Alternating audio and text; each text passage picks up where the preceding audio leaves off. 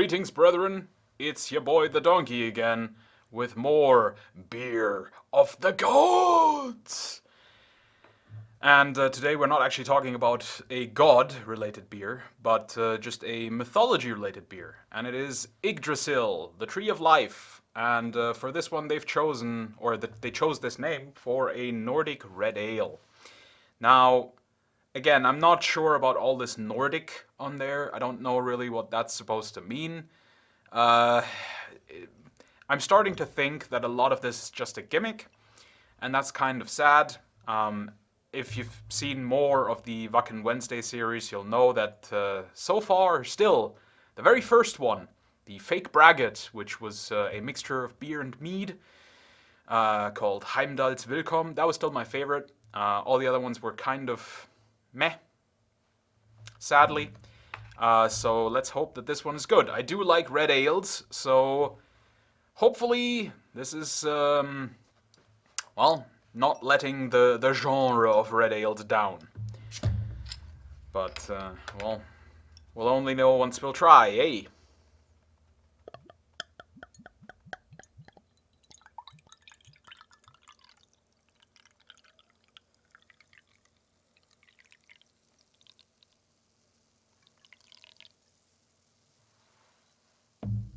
Okay, so this one is incredibly low on carburation. Like there's really not very much going on here. So you saw me pour. I tried really heavily to get a crown, but there was no crown to be had. Totally fine with a red ale. They don't have to have a crown. I think Kilkenny is probably a sort of a standout for being one that actually does produce a crown when you get it from a bottle. Did I miss any sediment? No, I did not. Very good. Not that I think that red ales would have sediment. Anyway, so that's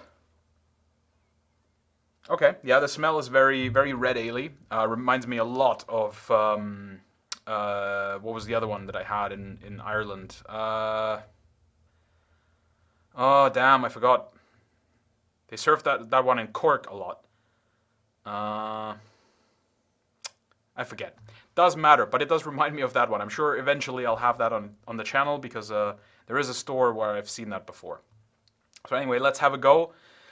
Let's see if this can sort of live up to my love for red ales.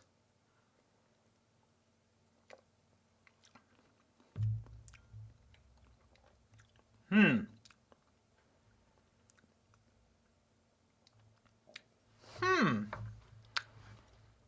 know, that's not bad.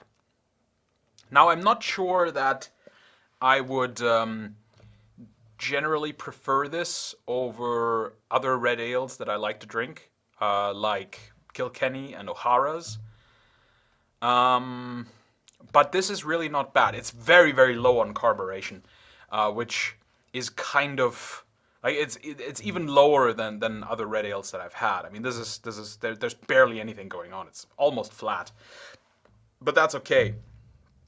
I'm really curious as if this would be, because there is a thing, and this is something that has been commented on some of on my Kilkenny video actually.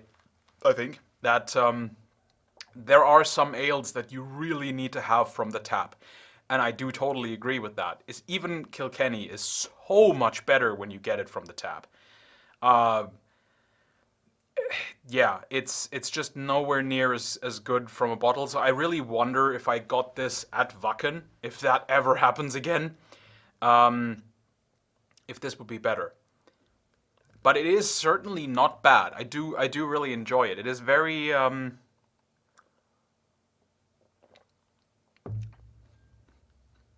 it's quite heavy on the malt flavor, and almost to the point of being very bready.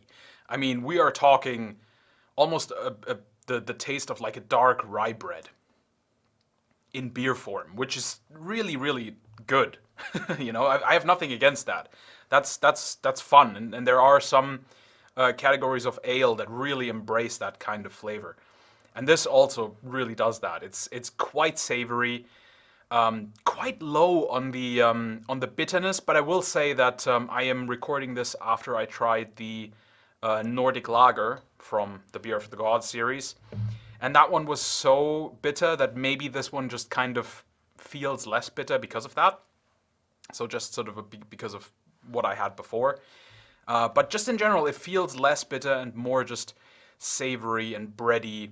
And just, I mean, this is definitely not a summer beer, I can tell you that. So I'm not so sure about having this live at Wacken, which usually tends to be a mixture of horrific sunny humidity and pouring rain.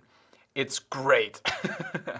um, yeah, I think this one would actually be quite nice in the fall. So when it gets really cold outside, and I probably the next time I'm gonna get this, I'm not because I chill all my beers to the same sort of temperature, sort of about 5, 6 degrees, which is usually okay for most beers. But I actually think that this one is one you would like to have almost at maybe 12 or 13 degrees. I think it would actually make it better.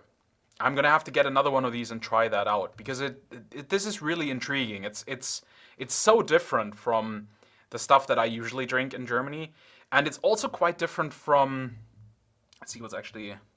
Yeah, because with proper ales from Ireland and England, you often get a lot of these sort of traditional contaminants. I'll call them. You know, where when you don't have a purity law that demands that your beer has to be brewed a certain way, you start introducing other things just to, for flavor. And this doesn't really do that. This is very much purely, I mean, it's obviously not brewed by purity law, but it does only include the 4 ingredients. So it's so interesting and so different. I wouldn't even say that I love it, but I do find it so interesting and intriguing that I want to try this in different conditions. So I'm going to get a few more bottles of this and then try it in the fall and in the winter at a different temperature. Maybe even hot. I know. What a barbarian I am. But there are some beers that I do think are actually really good when they're hot. Like a sort of a mulled beer kind of thing, but without adding too much to it, just kind of having it as it is, but having it warm. And I think this might be one of those candidates, because usually that kind of thing doesn't quite work so well with beer because it's so fizzy. But with this being almost completely flat to begin with, I think that might actually work really well. So yeah, I'm definitely intrigued by this beer, and I'll get a few more. But ratings wise,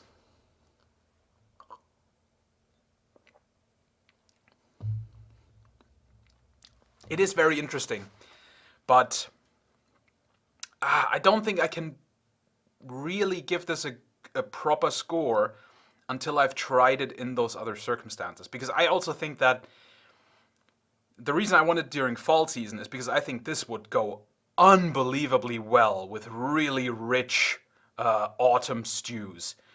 And I am already committed this year. I've talked to a few of my hunting friends. I'll be making quite a lot of game stews and meats and stuff this fall. So I'm really curious what this would be like with that kind of food. Really rich game meat stews. Maybe even use this for cooking. I think that could be really, really, really good. So I'm going to give this a tentative 6.5 out of 10, but that is just as it is now. This will be, you know what? This is going to be one that I will revisit.